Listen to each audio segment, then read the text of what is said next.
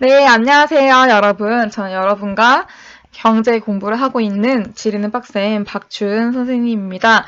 자, 오늘의 주제는 6강 한국의 금융 중심 여의도 분위기를 살펴보자 라는 주제로 영화 돈이란 영화, 우리 잘 알고 있는 영화고 여러분이 추천해줬던 영화죠. 이 영화를 함께 살펴보려고 합니다.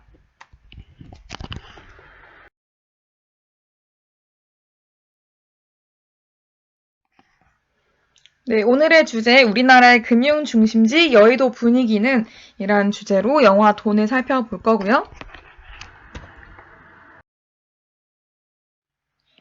네, 영화 돈은 똑같은 제목의 돈이라는 제목을 가지고 있는 원작 소설을 배경으로 하고 있어요. 그래서 원작 소설을 그대로 이제 거의 원작을 존중하는 범위에서 극작으로 만든 영화화한 그런 영화라고 볼 수 있겠고요.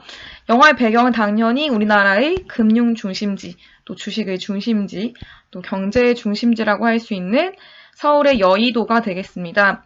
그래서 지금 보고 있는 유준열 배우가 조일현이라는 역할을 연기하게 되는데, 조일현은 평범하게 벌어서 부자 되겠어? 라는 지금 제목처럼 그냥 신입사원으로 입사를 했다가 너무너무 힘든 상황들을 보내면서 이제 일확천금을 꿈꾸게 되는 거죠. 그래서 일확천금을 꿈꾸는 조일현에게 다가온 여러 가지 기회들, 그리고 그 기회로부터 비롯되는 여러 가지 사건들을 다루고 있는 영화가 바로 돈이라고 할 수 있습니다. 돈이라는 영화는 작년에 개봉했었고요. 박누리라는 되게 젊은 감독이 만든 영화인데, 사실 감독도 그 주식시장에 대해서 잘 몰랐다고 해요. 그래서 1년 동안 주식에 대해서 열심히 공부를 한 끝에 이제 이런 영화를 만들게 되었다라고 얘기를 하고요. 특히 류준열, 유지태, 조우진 이 세 명의 이 주연 배우들의 그 연기력이 탁월하게 돋보이는 그런 영화라고 할 수 있습니다. 사실 그 후기는 아주 좋지는 않아요. 후기를 잘 보시면 이제 느끼시겠지만, 굉장히 추천하는 그런 후기들도 있고요. 오락 영화이다라고 이제 그냥 폄하한 그런 후기들도 있고, 또 배우들의 매력만 가득했던 영화라고 얘기하는 사람도 있습니다. 하지만 저는 개인적으로는 이제 대중들의 어떤 흥미 요소들도 잘 가져가면서 또 이제 이것을 좀 심화해서 공부를 한다면 주식시장에 대해서 조금 더 깊게 공부할 수 있을 만한 그런 영화이지 않나. 물론 브로커나 주식시장에 오래 있었던 사람들은 만족스럽진 않았겠다라는 생각이 들긴 했습니다. 그래서 오늘 이 영화를 한번 살펴보려고 합니다. 네, 일단 예고편 먼저 보고 가도록 할게요. 가장 많은 돈이 오가는 곳. 증권시장 하루 평균 거래대금 7조 원. 나는 주식 브로커다. 삼성전자 동명증권 영업이익 조일현입니다. 우리전자 이마주 시장가로 맨날 지금 당장. 첫 거래 골인. 야, 내가 팔렸지 어제 살았어? 내 돈 어떻게 할 거냐고? 이 정도 못 채고 잘리고 싶었습니다. 그게 그렇게 어렵냐? 지금 네가 받고 있는 수수료에서 1,000배 정도 벌 수 있는 기회를 준다 그러면은 뭐든지 할 수 있겠냐? 조일현 씨, 누구시죠? 저를 만나러 오신 거 아닙니까? 번호표라고 불린 사람이 하나 있거든? 이 바닥에서는 정말로 신화적인 존재라는 거. 다시는 이런 기회가 안 온다. 총 거래 금액은 7천억. 이런 식은 50억 정도 들어가겠네.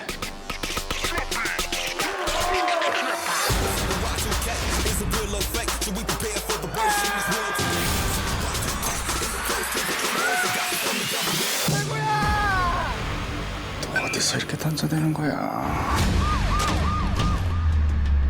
저희랑 같이 좀 가시죠. 난 계획한 일에 변수가 생기는 걸 좋아하지 않습니다. 정신 차려, 형 이용당하고 있는 거라고. 이련 씨가 생각이 많아지셨네. 세상 돈들이 전부 다 네 것처럼 보이나 보네. 나는 부자가 되고 싶었다.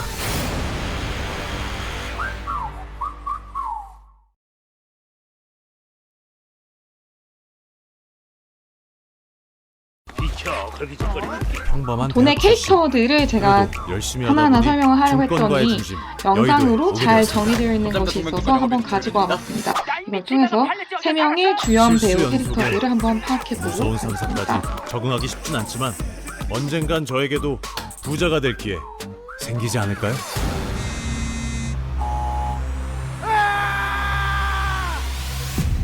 부자가 되고 싶었다.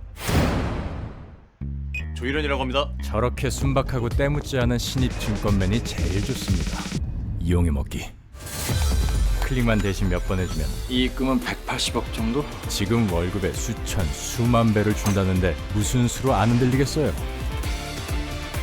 조금 성가신 날파리들 꼬이긴 하겠지만 눈앞에 있는 돈 안 가져가는 게 죄 아닙니까?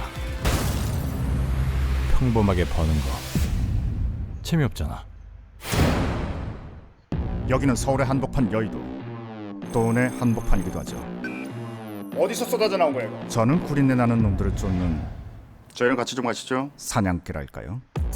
처음엔 다들 벌벌 떠는데 참 돈 좀 벌면 얼마나 건방져지는지. 왜 대가는 계산을 못할까? 어디 쫓아봅시다. 깊숙한 곳 베일에 가려진 놈들까지 일한 만큼만 가져가. 평범하게.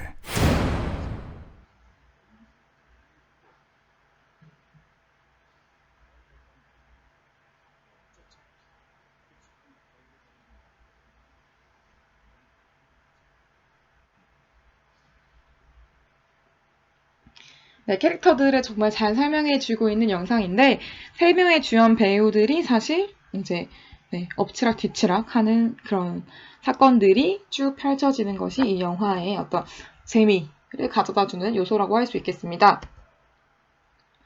여기서 우리 계속 등장했던 단어, 바로 류준열이 이제 그 역할을 했던 조일현이라는 이 신입 브로커가 하는 일이 무엇이었는지, 주식 브로커가 하는 일에 대해서 먼저 알아보도록 할게요.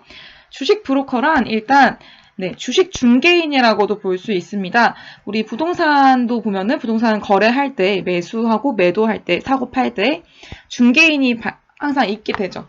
그런 것처럼 주식 브로커도 역시 주식 중개인이라고 할 수 있는데, 사실 주식 브로커 없이도 주식을 살 수 있습니다. 하지만 규모가 큰 금액을 굴리는 법인이라든지 회사라든지 아니면 투자 회사 같은 경우에는 주식 브로커를 끼고 주식을 사는 것이 훨씬 유리하다고 볼 수 있겠죠. 그래서 매수와 매도를 연결해서 수수료를 받는 것이 이 사람들의 어떤 가장 주요한 그런 수익 구조라고 할 수 있겠고요.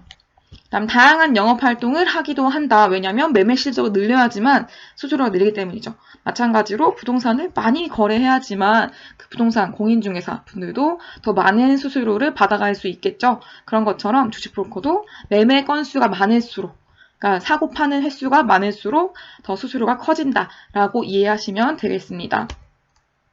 그런데 최근에는 사실 주식 브로커의 그런 입지가 많이 좁아지고 있다고 할 수 있어요. 왜냐하면 HTS, 그다음 MTS, 이게 무엇이냐? 홈 트레이딩 시스템 얘기하고요. 그다음에 모바일 트레이딩 하는 그런 시스템들이 많이 확보가 되면서, 저도 사실 주식을 하긴 하지만 보통 이제 핸드폰, 스마트폰, 모바일 화면에서 어플로 주로 거래를 하거든요.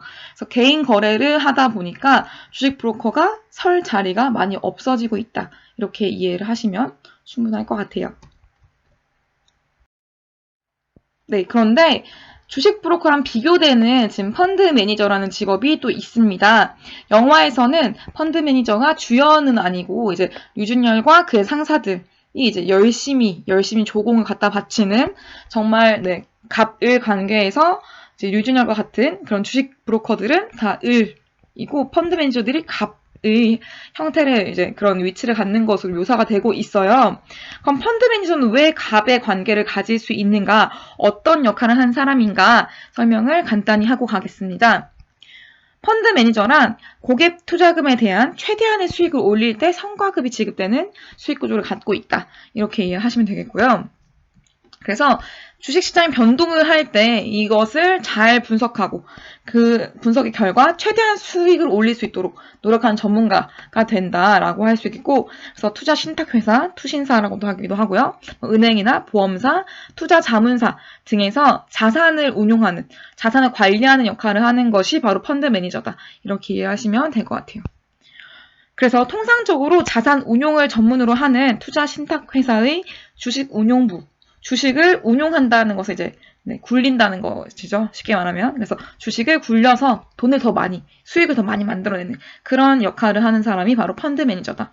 그 펀드 매니저는 일단 주식을 계속 사고 팔 수밖에 없어요. 왜냐하면 수익을 올리기 위해서는 계속 좋은 주식을, 우량주라고 할 수 있죠. 좋은 주식들을 사고 팔고 하면서 수익을 계속 내는 사람들이기 때문에 거래가 많으면 많을수록 아까 얘기했던 주식 브로커에게는 수수료가 많아지니까 더 좋겠죠. 펀드 매니저 한 명을 잘 친해져 놓으면, 잘 잡아 놓으면 주식 브로커 입장에서는 수수료를 잘 챙길 수 있기 때문에 펀드 매니저들에게 잘 할 수밖에 없다. 이런 구조를 지금 확인할 수가 있는 거죠. 자, 그래서 현지 실제랑 브로커가 본 영화 돈에 얼마나 대해서 살아있는 현지 브로커가 해주는 말이 조금 더 와닿을 것 같아서 제가 영상을 좀 아버지와 잘라왔습니다. 함께 영화 돈에 대해서 사회적인 시간을 좀 한번 채널에서 가져보겠는데요. 잘라왔고요. 어떤가 싶어가지고 관심 있는 친구들은 당일날 봤습니다. 가셔서 전체 아니 그 영상을 영화 보실 수 돈이 있습니다. 생각만큼 되게 재밌나 봐요. 지금 그 제가 박스오피스 잘라온 1위를 영상 찍는 잠깐 보고 데 이어서 갈게요. 굉장히 좀 그 대박 흥행 조짐을 좀 보이고 있어가지고 영화 돈 좀 보셨을 때 좀 실제랑 이건 정말 똑같았다 하는 게 좀 있었을까요? 일단 그 매니저들이 원하면 영혼이라도 팔 수 있어야 된다. 즉 매니저들의 취향, 그러니까 뭐 커피 취향이라든지 자기들이 좋아하는 거라든지 이런 것들을 다 꿰고 있어야 돼. 그래서 내가 아는 법인 브로커는 아니고 채권 브로커였어요. 채권 브로커였는데 그 친구 같은 경우에는 그 영업하는 노하우가 따로 있더라고. 그 매니저가 매니저의 생일이 아니라 네. 매니저 배우자의 생일. 야. 그리고 배우자의 생일에 만약에 애가 있다. 네. 그러면 그 집에다가 책장 있잖아. 네, 네. 어린이용 책장 이거를 주문을 해. 오. 그러면 매니저가 자기 생일 축하한다고 그냥 뭐 케이크 주고 뭐 이모티콘 주고 그 기프티콘 주고 이런 거 네. 자체는 감동을 안 해도 자기 자식이랑 그다음 와이프를 챙겨줘가지고 거기서 점수를 따면 여기에 대해서 이제 그 다음날 주문이나 이런 거 네. 자체가 엄청나게 많이 나오는 그런 케이스는 직접 봤어. 바빠가지고 뭐 밥도 막 그냥 뭐 시켜 먹고 막 그래서 여의도에 뭐 배달 안 되는 음식 하면서 막 나오는데 실제로 좀 그런가요? 반은 맞고 반은 틀린 것 같아. 반은 맞고 반은 틀려요? 그러니까 시장이 좀 한산하고 이렇게 한가로울 때는 오히려 네. 밖에 나와서 사람들 많이 만나서 미팅도 많이 하고 하는데 진짜 정신없을 때 네. 오늘 같은 날 오늘 같이 시장이 좀 급락을 한다든지 시장이 좀 분위기가 안 좋을 때 같은 경우는 네. 밖으로 나와서 이게 먹는 거 자체를 좀 꺼리는 꺼리는 편이지. 특히나 이제 좀 공감이 갔던 내용 자체가 그 주식 했었을 때 처음에 이제 첫 거래를 터뜨리고 나서 네. 그 폰을 뺏어가지고 그 담당 네. 그 본부장이 와서 전화하죠. 전화를 해가지고 이거 주문한 게 맞습니까? 네. 해가지고 했었을 때 나 맞고요. 바빠 죽겠는데 누가 장중에 전화하고 그래요. 툭 끊는 게 있었잖아. 네. 개장 했었을 때 개장 9시부터 9시 반까지는 네. 사람들이 이런 거 전화 안 하는 게 예의야. 아. 왜냐면 보통 사람마다 좀 다르긴 하지만 보통 9시에서 9시 반 개장하고 나서 30분 자체가 상당히 또 중요하고 그거 중요하죠. 그다음에 개장하기 전에 8시, 8시 반부터 8시. 9시까지 이때는 개장을 준비하는 진짜 온전히 집중하는 시간 그리고 9시부터 9시 반까지는 실제 이런 부분 매매하는 시간 시간. 그리고 끝나기 전에 그러니까 3시부터? 보통 3시부터 3시 반까지라든지 혹은 어떤 분들은 2시 반부터 3시 반까지 1시간 동안은 이제 또 이제 전화하면은 그런 부분 있죠. 오늘 장 마무리하면서 내일 올라갈 것들 이런 것 미리 체크해가지고 사는 뭐 이런 좀 계기로 삼을 수도 있는 거고. 그래서 그 집중하는 시간이 있어. 그럼 그 실제로 왜 그 주인공 1년 그 유준열이죠? 유준열이 왜 그 보면은 매수 매도 막 주문 헷갈려가지고 막 CCTV 막 확인하고 CCTV 확인한 것까지는 오바라고 생각을 하는데 네. 솔직히 매수 매도 이런 거 자체 못 들을 리는 없거든. 그쵸. 들었을 것 같은데 극적 재미를 좀 그 극대화시키기 위해서 그거는 좀 많이 오바를 한 거고 그리고 지금 현재가로 매수 질러라고 매니저가 이거 했는데 네. 그걸 확인하기 위해서 지금 거기까지 뛰어내려가서 그 뭐냐 네. 그 전산까지 뛰어내려가서 네. 전산 확인해가지고 올라와서 그걸 체결을 한다? 그것도 반대로 그걸 그 시간에. 매도를 때렸다? 그건 좀 말이 아니라고 말이 안 된다고 생각을 하고 그렇죠. 바로 근데 이제 실시간으로 통상적으로 이제 매매했어요. 매수 매도를 헷갈리는 경우가 많이 있어. 오. 근데 최근에는 이제 거래소의 그런 것 자체를 이제 정정할 수 있는 네. 그런 시스템 자체도 갖춰 있다고 보고 있는데 그 전에 증권사 자체도 파산하고 그랬었잖아. 네. 뭐 이런 부분이 꼭 매수 매도 헷갈려서 그런 건 아니지만 주문 실수 때문에 그랬다는 그 부분이 있거든. 그러니까 그런 부분 자체를 구제할 수 있는 제도적인 장치를 만들긴 했지만 네. 그래도 일상적으로 우리가 매수해야 될 거 잘못해가지고 매도 때려버린다든지 이런 경우는 많이 있어. 이거 너무 영화다. 이거는 실제로 너무 다르다. 그런 건 또 없었나요? 일단 번호표 사기. 번호표 전체 자체가 사기야. 번호표 나와있네요. 번호표. 네. 이런 사람이 있을 수가 있어. 그러니까 소위 말하는 이제 그 강남의 부티크라든지 쩐주 네. 뭐 이런 사람들이 네. 있어가지고 이런 식으로 일어날 수 있지만 이런 그 번호표 그러니까 네. 시장을 좌지우지하고 그 다음에 이제 증권사 파산까지도 네. 나타날 수 있을 정도로 이렇게 큰 영향을 미칠 수 있을 정도로 네네. 쩐주는 들어본 적이 없다. 근데 이런 사람 자체가 사기다. 저도 딱 봤을 때 주가를 조작하는 방법이 딱 이거는 너무 나갔다 싶은 그런 그렇지. 분들이 많더라고요. 그리고 네. 번호표가 여의도 바닥에 있을 리가 없어. 오다 가다 만나는 사람들이고 다 마주치는 사람들인데 오히려 이런 사람들 같은 경우는 티가 안 나요, 여러분. 오히려 그 강남이라든지 이런 쩐주들 같은 경우에는 네. 명함도 없어. 명함도 일반 회사 이런 명함을 팔고 다니던지 그냥 아니면 공사복 입고 다니고. 그치 오히려 이런 그 자기 대리인을 내세우는 거지. 그런 쩐주들이 이제 표면에 드러나가지고 이런 경우 자체가 많이 있다. 그렇기 때문에 번호표가 어디 여의도에 거주를 하면서 어디 극장에서 이렇게 하고 어디 뭐 빌딩 옥상에서 이렇게 미팅을 한다든가 이런 거 자체는 조금 아니라고 봐요. 그리고 또 이제 뭐 녹음기 가지고 이거 녹음을 해가지고 이거 자체를 네. 뭐 증거 자료를 쓴다고 하는데 그렇게 허술할 리가 없지. 이거 보면서 이건 좀 아닌 것 같은데. 하지만 또 이제 그랬어요. 호평도 많이 받고 있어요. 뭐 이렇게 주식을 세계를 되게 좀 쉽게 배웠다 뭐 이런 것들이 그치. 있으면서 이제 흥행 가도를 좀 달리고 있는데 그럼 하나하나 좀 살펴보는 시간 좀 가졌으면 좋겠는데 처음에 좀 브로커라고 하니까 왠지 그 어감이 안 좋아. 뉴스에 나오는 그 브로커 얘기 많이 나오고 뭐 그런 것 로비스트라든지 브로커 그쵸. 이런 사람들은 엄연히 존재하는 직업임에도 불구하고 그렇죠. 일단은 느낌상 어감상 그렇죠. 약간 어둠 속에 있는 그런 혹은 이제 느낌이에요. 좀 네. 약간 불법적인 일을 행하는 뭐 이런 사람이라고 생각할 수가 있는데 일단 브로커는 브로커리지. 그러니까 중개 업무를 하는 사람이에요. 돈에 나왔던 이제 법인들을 대상으로 하게 되는 홀세일 브로커, 그리고 아까 말했던 채권 브로커, 그리고 나 같은 경우는 리테일에서 주식을 하게 되는 리테일 브로커. 그러니까 우리는 주식을 수탁받아서 주문을 대리해서 내게 되는 그 주식 브로커 역할을 하게 되는 거지. 중개. 그래서 중개 주식이 거래를 됐든 중개하는 업무. 그렇지. 주식이 됐든 혹은 이제 우리가 생각하는 펀드를 이제 중개하게 되는 펀드를 판매하는 거니까 그렇죠. 펀드 같은 경우. 그리고 채권을 비롯한 이런 금융 상품들 ELS라든지 뭐 DLS라든지 뭐 이런 다수 금융 상품들을 판매하는 업무. 그다음에 뭐 이거 말고도 이제 하는 업무 자체는 여러 가지가 있는데 네네. 뭐 애탁증권 담보대출 업무라든지 네, 그렇죠. 그다음에 혹은 이제 뭐 IPO라든지 이런 상장 주관하는 뭐 이런 업무라든지 뭐 여기 뭐 증권사가 하는 역할이 워낙 다양하다 보니까 그렇죠. 뭐 이런 것들 이제 뭐 컨설팅하는 뭐 자문하는 업무 이런 것들도 하게 되는 거고 워낙 다양하지 뭐. 그럼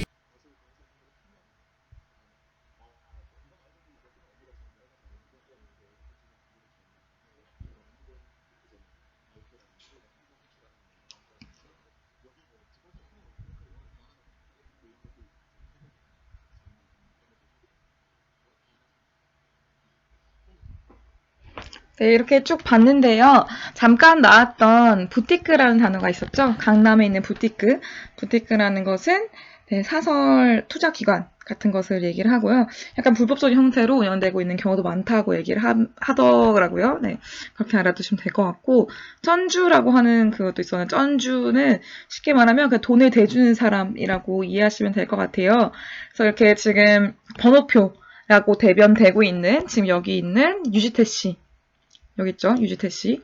이 분처럼 지금 이분이 이제 했던 역할이 네, 그런 작전을 하는 역할이었는데 이 역할들을 하는 사람 중에 이제 가진 돈을 댄 역할을 하는 사람이 바로 쩐주다. 이렇게 이해를 하시면 될 것 같아요. 조금 더 자세히 설명해보고 가도록 할게요. 자, 그래서 번호표의 정체는 과연 무엇이었을까? 지금 유지태 씨가 이렇게 갖고 싶어? 돈? 이렇게 하고 있는데, 네, 정체를 한번 파악해 보도록 하겠습니다. 첫 번째로는 작전 세력이다라고 얘기를 할 수 있을 것 같아요. 사실 이게 뭐 처음이자 끝이죠. 작전 세력이라고 할 수 있는데, 과연 작전 세력이 무엇인가를 우리가 이해할 필요가 있겠죠. 네, 작전 세력은 사실, 주식을 원래 볼 때는 작전 세력뿐만 아니고 작전주와 세력주가 있다고 할 수 있습니다. 그런데 작전주는 약간 부정적인 의미가 강한 반면에 세력주는 보다 긍정적인 의미를 갖고 있다고 할 수 있어요. 그런데 지금 유지태 씨가 했던 번호표의 역할은 사실 조금 더 이제 작전주의 역할에 해당된다고 볼 수 있겠죠. 작전주, 세력주는 아니고요.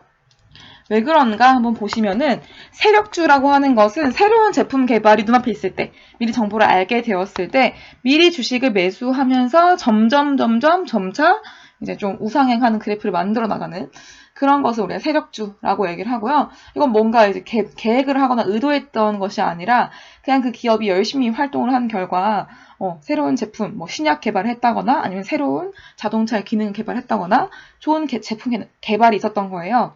그런 경우에 미리 정보를 알게 된 사람들이 이제 먼저 선점해서 수익을 얻게 되는 그런 구조가 세력주라고 한다면은 작전주는 사실 처음부터 끝까지 작전을 하는 것입니다. 작업을 치는 거죠. 그래서 작전을 이제 치면서 선량한 개미들, 이것을 모르고 있는 당하는 개미들을 거의 이제 호구를 만드는, 호갱을 만드는 그런 어떤 경로라고 볼 수 있어요. 그런 어떤 과정이라고 볼 수 있습니다.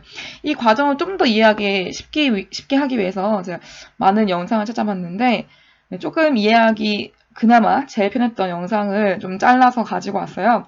이것도 한번 보고 가도록 할게요. 를 한번 보도록 합시다. 제가 한때 잘 담았던 주식입니다. 하나 기억이 오래 남아서 이 주식으로 예를 들어보기로 할게요. 참고로 이 회사의 주력 산업은 제조 공급 및 차량 정비 서비스가 주력인 산업입니다. 2015년 8월 1,000원가량의 주식이 무려 10월경에 2만원까지 폭등을 합니다. 무려 20배 폭등을 하기 시작했죠. 그리고 거품이 꺼지듯이 다시 제자리로 주가는 복귀를 하기 시작합니다. 단 2달 만에 20배 폭등한 이런 주식들의 주가를 보면 과연 정상적인 생각이 드시는지요? 그리고 한편으로 저 8월경에 딱 1원만 묻어놨으면 20배 먹을 수 있는 기회인데 동시에 후회도 되죠.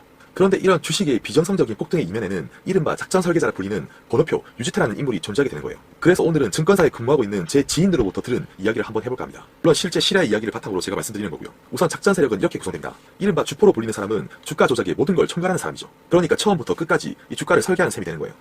그리고 쩐주라고 불리는 두 번째 사람은 이른바 돈을 대주는 사람이고요. 그 다음으론 기술자가 있고요. 이 사람은 주식을 적절한 타이밍에 매매하는 사람, 보통 이런 사람은 증권회사에 경험 있는 사람이 담당하게 된다고 합니다. 또한 바지 사장이 필요하고요. 시가총액이 낮은 코스닥 기업의 대표, 즉 회사의 대주주가 이에 해당되는 거죠. 이런 작전을 성공하기 위해선 대주주의 묵인이나 동의가 필요한 사람인데요. 왜냐하면 작전을 위해서 주가를 한참이나 끌어올렸는데 이 대주주가 고점에서 자기의 이익을 위해 팔아버리면 주가도 올리지 못하고 말 그대로 죽 서서 개주는 꼴이 되겠죠.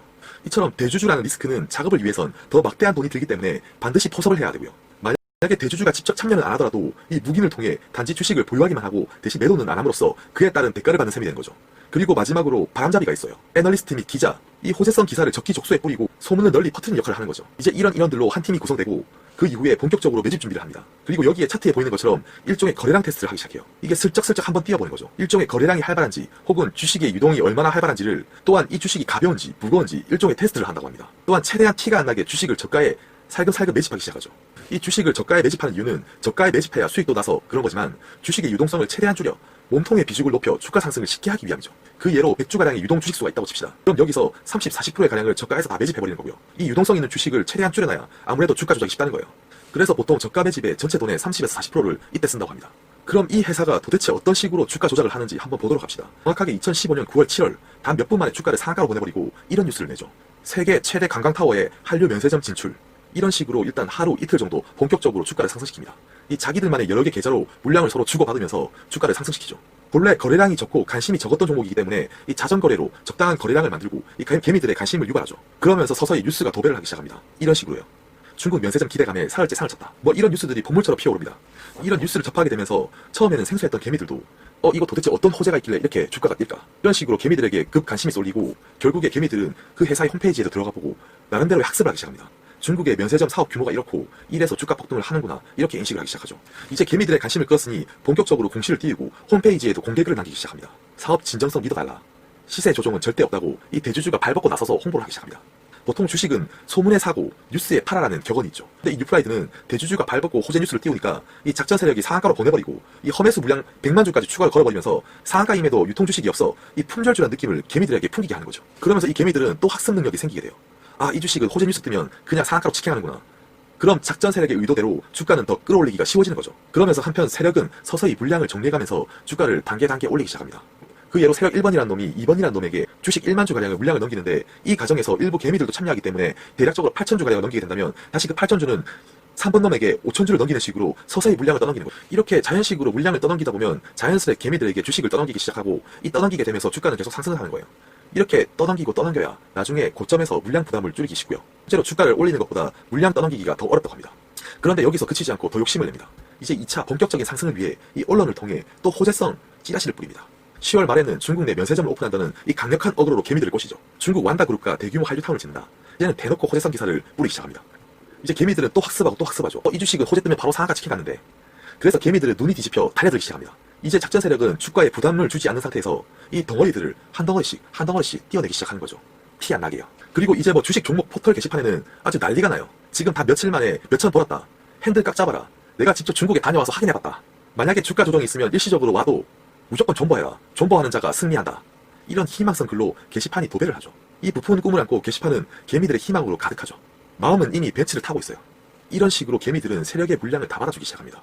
서서히 세력들은 초기에 설계했던 목표 지점이 다가오고 있고 세력은 더 이상 욕심부리지 않고 초기에 설계된 내용대로 물량을 남김없이 다 정리합니다. 그러면서 이제 주가는 거래량을 잃고 하락하기 시작해요. 그런데 아직도 존버하는 우리 개미들은 일종의 조정이라고 보고 끊임없이 서로 의존하고 도우며 이 존버를 외치죠. 과연 그 결과는 어떻게 되었을까요? 그때 2만원이었던 주식이 현재 2,000원입니다. 오늘 물론 영화로부터 감명받아 이 작전 세력에 대해 제가 이야기를 했고 저 또한 한때 경제에 대한 정확한 개념이 없을 때 이 급등주를 쫓아 매매하는 걸 많이 했었고 흔히들 말하는 세력 포착 연구도 많이 해봤고 차트 분석도 참 많이 했었죠. 근데 결론은요, 아무것도 남은 게 없는 이 쓸모없는 시간이었다는 겁니다. 진짜 작전주를 따라갈 분들은 본인만의 차트에 대한 확고한 신념이 있고 난 곧 죽어도 차트로 수익 내겠다 하는 분이 아니라면 일절 주식을 하는 데 있어서 차트 분석은 의미가 없다는 거예요. 뭐 어떤 유튜버는 급등 포착 원리를 알고 있다, 하루에 꾸준히 몇 프로 수익 내는 법을 알고 있다, 뭐 이딴 거 얘기하면서 차트가 어쩌네 저쩌네 이런 식으로 말하는 놈들의 이야기는 제발 거르시길 바라고요. 주식을 도박으로 생각하려 하지 말고 진정으로 경제를 분석하고 그 흐름에 편승하여 투자를 하되 단기간에 폭등을 바라고 주식을 하지 말라는 겁니다. 급등주를 쫓으면서 한두 번의 매매를 하여 운 좋게 몇백, 몇천을 수익 낼 수는 있지만 이것 또한 한 번 삐끗하는 순간 지금까지 쌓아둔 이익이 한순간에 다 없어진다는 거예요.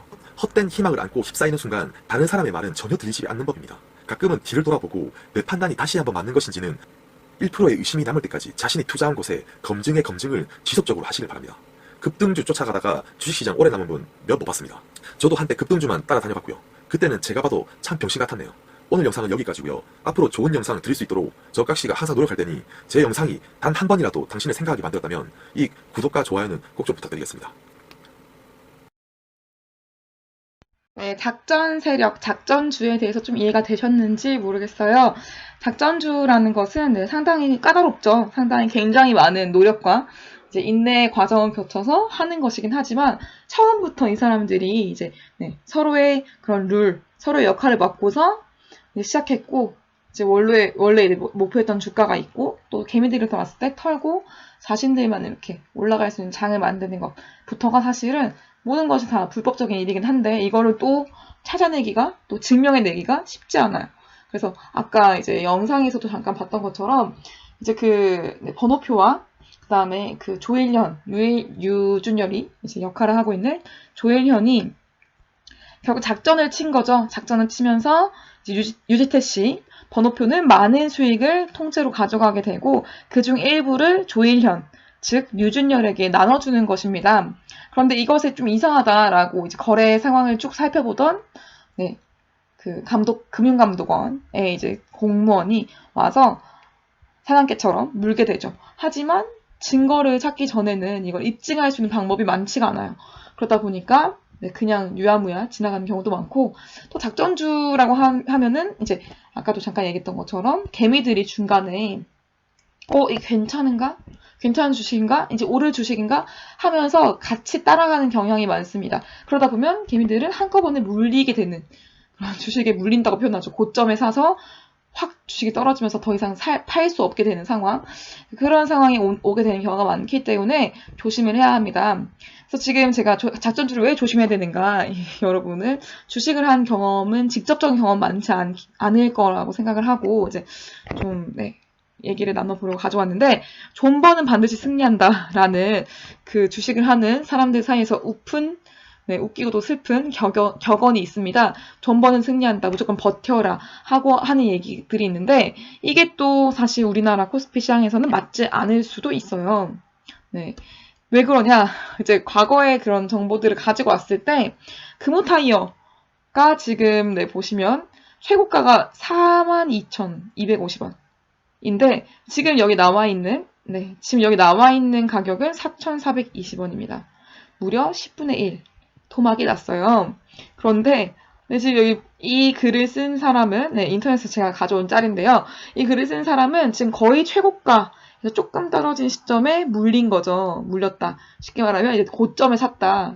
지금 내가 샀던 그 전 고점이 오지 않아서 내가 샀던 가격에라도 팔고 싶은데 팔 수가 없다. 지금 너무 싸기 때문에 내가 파는 순간 완전히 확정적인 손해가 나기 때문에 팔 수가 없다. 이런 걸 물렸다고 얘기를 하거든요. 물린 거죠. 그래서 이 사람 존버하면 괜찮을 줄 알고 존버를 했습니다. 지금 존버를 얼마나 했냐? 거의 무려 10년을 했어요. 존버를 존버를 여기 지금 2007년부터 2017년까지 쭉 존버를 했지만 10년이 지나도 구조대는 오지 않았다. 네, 아무도 그 과거의 가격으로 돌아가지 않았고 구조대가 오지 않아서 나는 그 상태 그대로 몰린 상태로 지금 있다라고 하는 거죠. 존버가 그래서 과연 항상 답인가 라고 봤을 때 이렇게 작전주에 잘못 들어가게 되면 금호타이어가 작전주라고 하는 것은 아닙니다. 하지만 작전주 잘못 들어가게 되면 이런 문제가 생길 수 있다는 거죠. 그래서 꼭 반드시 작전주인지 아닌지를 꼭 파악하시고 돌다리도 두둑에 보고 건너는 마음으로 이제 주식 투자를 만약에 여러분도 나중에 미성년자를 벗어나서 하게 된다라고 했을 때 정말 조심해야 된다라는 것을 좀 얘기를 할 수가 있겠습니다. 여러분 지금도 주식 투자를 할 수 있어요. 네, 미성년자 나이라도 할 수 있습니다. 그래서 항상 존버하라, 쉬지 말고 존버하라, 범사에 존버하라 이런 약간 오픈 격언이랄까 패러디 창작물도 있는데 여러분의 꿈에 대해서는 항상 존버하는 것이 맞습니다. 여러분이 원하는 것이 있다면 항상 존버하는 마음으로 항상 항상 엄청나게 힘들게 버티는 거죠. 내가 원하는 꿈에 나아갈 때까지 열심히 버티면서 열심히 노력하는 자세가 필요하겠지만 주식에서는 항상 그것이 답이 아닐 수도 있다라는 점을 공부를 통해서 느끼셨으면 좋겠습니다. 우리가 이제 제가 계획했었던 그런 경제 공부는 오늘이 마지막 시간이에요. 다음 시간은 우리가 여러분 중간고사 끝났고 난 이후에 7월 초가 될 것 같아요. 그때 발표 수업으로 이제 여러분 한 명당 5분에서 10분 정도 짧은 발표로 진행을 해보려고 하고 그때도 시간이 남는다면 함께 좀 재미난 영화나 영상을 함께 볼 수는 있을 것 같아요. 하지만 이렇게 이제 공부하는 시간은 더 없을 것 같고 그래서 혹시 여러분 경제 관련해서 또 주식 관련해서 관심 있는 친구 많더라고요. 그때 설문조사를 해서 보니까 주식 관련해서 이제 정보를 얻기 위해서 공부하고 싶어서 이 수업을 신청한 친구들이 제일 많았었는데 이런 친구들을 위해서 제가 좀 이제 추천하고 싶은 유튜브를 이제 얘기를 하자면 지금 제가 띄워놓은 요것은 작전주를 조심해야 될 계절입니다. 이거 어제 바로 나온 핫한 영상인데요. 저는 굉장히 재미있게 들었습니다. 그래서 혹시 작전주와 관련해서 좀 더 이해가 필요한 친구들은 이제 이 김유경 기자님이 본인의 경험, 본인의 지인들에게 직접 들은 이야기를 바탕으로 아까 봤던 깍시 채널의 영상처럼 잘 설명해주고 있어요. 그래서 한번 보시면 도움이 될 것 같고 저는 개인적으로는 이 그 채널을 강력 추천합니다. 사실 추천할 만한 유튜브 영상은 되게 많아요. 채널도 많고 주식 관련 채널이 되게 많거든요. 그리고 요즘에는 미국 주식이 또 되게 핫하기도 하고 저도 개인적으로 미국 주식과 한국 주식 두 양쪽으로 가지고 있는데 한국 주식보다는 미국 주식의 그 수익률이 훨씬 큽니다. 훨씬 크고 지금 미국 주식이 거의 천조국의 명성에 맞게 거의 폭등하고 아주 잘 올라가고 있어요. 그래서 앞으로도 계속 좋을 거다라고 보기는 힘들지만 아무래도 이제 전 세계에서 갖는 미국의 아성이 있다 보니까 미국 주식이 유리한 부분도 있는 것 같아요. 미국 주식 관련해서 여러 채널들을 찾아봐도 좋겠지만 기본적으로 일단 여러분이 좀 기본적인 그 시사 상식이라든지 또 경제 상식들을 갖추고 싶다 할 때는 3프로TV가 정말 좋고요. 얘는 1일 시황을 항상 정리를 해줍니다. 하루에 매일매일의 오늘 하루하루의 코스피, 코스닥 지수와 함께 이제 최근에 핫한 산업은 무엇인지 요즘에 또 기업들은 어떻게 운영이 되고 있는지 그런 것들을 굉장히 꼼꼼하게 정리를 해주기 때문에 그걸 체크하는데 굉장히 트렌드를 체크하는데 좋고요. 다음 두 번째 슈카월드도 마찬가지로 이제 굉장히 1일 시황을 하진 않고 슈카월드는 일요일마다 매주 한 번 라이브 방송을 하는데 슈카월드의 장점은 전 세계에 있는 기업들의 역사와 경제적인 큰 흐름, 거시적인 흐름과 또 개별 기업들의 어떤 역사 그리고 흐름, 개별 기업들의 성장 가능성들에 대해서 굉장히 세세하게 천재적으로 정말 분석해 줍니다. 이 슈카월드의 주인이 슈카님은 사실 서울대 경제학과를 나온 걸로 알고 있어요. 그리고 실제로도 주식 시장에서 프랍 트레이더로 열심히 일했었던 현직에 있었던 분이기 때문에 확실히 이제 다른 것을 느낄 수 있습니다. 그래서 이 두 유튜브를 좀 많이 참고하신다면은 여러분이 원하는 주식에 관련된 세부 정보들을 많이 참고할 수 있을 것 같고요. 다만 제가 걱정이 되는 것은 이제 아직은 고등학생들이기 때문에 네, 여러분의 학업에 많이 지장이 되지 않는 선에서 네, 좀 쉬는 시간일 때 여러분 좀 이제 머리를 식히고 싶을 때 보시면 좋지 않을까 그런 생각을 하고 있습니다. 그래서 이 두 가지 그 유튜브는 정말 추천할 만하다 해서 제가 2개 가지고 왔고요. 이제 정리했었던 영화 돈 속에서 봤던 증권시장에 대해서 OX를 맞춰보고 가도록 할게요. 첫 번째는 증권시장 하루 거래 대금은 7조 원이다 라고 했을 때 O인지 X인지 이거는 지금 현재 기준으로 이것은 X입니다. 현재 기준 거의 10조 원에 육박하고 있다. 라고 할 수 있고요. 두 번째 내용은 한국 주식시장의 폐장 시간은 15시 15시, 즉 오후 3시이다. 이것도 역시 X입니다. 왜냐면 저는 주식을 이제 한다고 했으니까 굉장히 예민하게 관심을 가지고 있는 부분인데 오후 3시 30분에 끝납니다. 오후 3시 30분이면 거의 우리 일과 시간이 한창일 때죠. 그래서 저도 이제 학교에 있을 때 거의 주식시장에 관심을 갖지 못하고 이제 그냥 퇴근하고 나서 공부를 하게 되는데 그렇습니다. 이제 과거에 3시에 끝났던 폐장 시간이 이건 소설의 그 돈이라는 원작 소설의 그 당시의 시간이었던 것 같아요. 하지만 지금은 3시 반까지 하고 있다라고 볼 수 있겠고, 조금 참고로 미국 시장의 시간을 이제 얘기를 해드리자면 미국 시장은 우리와 완전 시차가 완전 정반대죠. 그래서 거의 정반대에 가깝기 때문에 미국 시장은 밤 10시 반에 열리기 시작해서 그 다음날 새벽 6시, 우리나라 시간 기준으로 밤 10시 반부터 그 다음날 새벽 6시까지예요. 그래서 밤에 우리 자는 시간에 주로 이루어지기 때문에 저는 주로 이제 퇴근 후에 주식 관련, 부동산 관련, 이제 경제 공부, 전체적인 경제 공부를 하고 그리고 주식을 사고 싶은 게 있다 하면은 이제 밤에 주문을 걸어 놓는 편입니다. 그렇게 이제 공부를 하고 있어요. 저도 개인적으로 해서 공부를 해나가고 있기 때문에 여러분에게 조금 더 실감나는 이야기를 전달하려고 노력했는데 어땠는지 모르겠어요. 오늘은 사실 여러분에게 제가 이렇게 그 일방적인 수업, 강의식 수업을 하는 것은 거의 마지막 시간이라고 생각하기 때문에 제가 생각하는 경제 공부를 하는 이유에 대해서 마지막 페이지를 넣어봤습니다. 이 마크 티웨인 굉장히 유명한 소설가죠. 이 사람의 이제 명언, 주식 관련 격언 중에서 이렇게 우픈 격언이 있더라고요. 10월 달은 주식 투자에 특히 위험한 달 중 하나이다. 다른 위험한 달로는 7월, 1월, 9월, 4월, 11월, 5월, 3월, 6월, 12월, 8월, 그리고 2월이 있다. 라고 얘기를 하고 있고요. 사실 보시면 아시겠지만 사실 모든 달, 1년 내내 모든 달이 다 위험한 달이라고 할 수 있어요. 이렇다는 것은 그만큼 주식 투자를 하면 안 돼, 주식 투자를 망하는 거야 이렇게 하기보다는 그만큼 많은 공부가 필요하다. 그만큼 많은 공부를 하고서 투자를 하는 것이 현명한 선택이 될 것이다 라는 의미로 받아들이시면 좋지 않을까 라는 생각이 들고요. 정말 세계적인 거의 그 투자의 대가죠. 투자의 귀재인 워렌 버핏, 옹도 이런 얘기를 했습니다. 위험은 자신이 무엇을 하는지 모르는 데서 온다. 정말 뼈 때리는 그런 말이라고 할 수 있는데 위험은 자신이 무엇을 하는지 모르는 데서 온다. 자신이 무엇을 하는지도 모르고 그냥 막 산다. 그냥 막 판다. 라고 하는 것은 정말 위험한 것이라는 거죠. 그래서 반드시 공부를 하고 투자를 해야 된다. 그래서 여러분도 혹시 용돈 중에서 여유자금이 있어서 주식 투자를 소소하게 한다거나 아니면 투자 공부를 한다거나 앞으로 이제 향후 미래에 투자를 한다고 했을 때 반드시 무엇을 하는지 모르는 상태에서 투자를 하면 절대 안 됩니다, 여러분.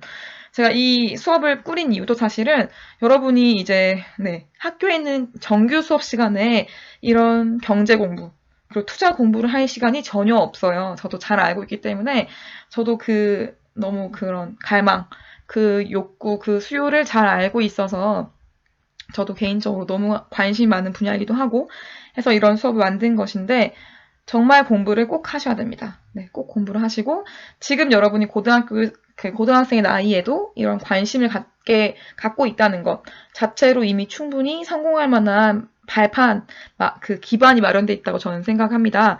그래서 더더욱 꼭 열심히 나만의 기준을 만들기 전까지는 공부를 많이 하시는 게 좋지 않을까. 그래서 지금이 그런 준비를 하는 시간으로 너무 좋기 때문에 고등학교 시절, 대학교 시절 때 열심히 공부를 한 것을 토대로 이제 대학교 때부터 뭐 투자 생활을 하면 좋지 않을까. 슬기로운 투자 생활이 될 수 있지 않을까라는 생각을 합니다. 네, 제가 또 최근에 읽었던 책인데 너무 와닿아서 가지고 왔어요. 경제를 배우라는 이유는 무엇인가? 돈을 더 벌기 위함이라 생각하면 오산이다. 선택을 현명하게 하기 위함이다.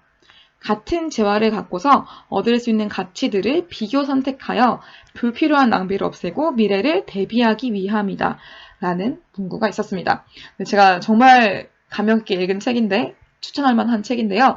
세이노의 가르침이라는 그 비매품이에요. 사실 출판사에서 이제 그런 판매한 책이 아니라 인터넷에 검색하면 네이버 페이에서 구매할 수 있는데 이 책에서 이제 읽은 글귀인데 너무 와닿아서 함께 얘기를 해보려고 가지고 왔습니다. 우리가 이렇게 경제를 공부하는 이유는 사실 여러분도 마찬가지지만 그냥 단순히 경제 관련된 직업을 얻기 위해서가 아니라 단순히 돈을 더 벌기 위해서 내가 잘 먹고 잘 살기 위해서가 아니라 선택을 더 현명하게 하기 위함이다 라는 것을 꼭 기억해 주셨으면 좋겠습니다. 여러분 평생 살아가면서 앞으로 선택의 그런 기회는 엄청 많을 거예요. 정말 놀랍게 많을 것인데 그런 하나하나의 선택들이 사실 여러분의 인생을 결정하게 되겠죠. 그런데 그 선택을 할 때 제일 중요한 것은 인간은 사실 경제적인 동물, 심리적인 동물이기 때문에 같은 재화를 갖고 얻을 수 있는 가치들을 비교 선택해서 이제 가장 좋은 선택을 하는 것이 제일 중요하겠죠. 그런 것을 하는 데 있어서 경제를 배우는 것이 중요하기 때문에 이 공부를 하는 것이다 라고 이해하시면 정말 좋지 않을까, 여러분의 인생에 좀 더 도움이 되지 않을까 해서 이 문구를 넣어봤습니다. 네, 이렇게 제가 준비한 수업은 마쳤고요. Keep calm and draw on 이라는 이제 글귀처럼 어려운 상황 속에서도 마음의 안정을, 평안을 가지고 가시면서 꾸준히 꿈을 향해서 꿈을 그리는 그런 시간들이 되시기를 바랍니다.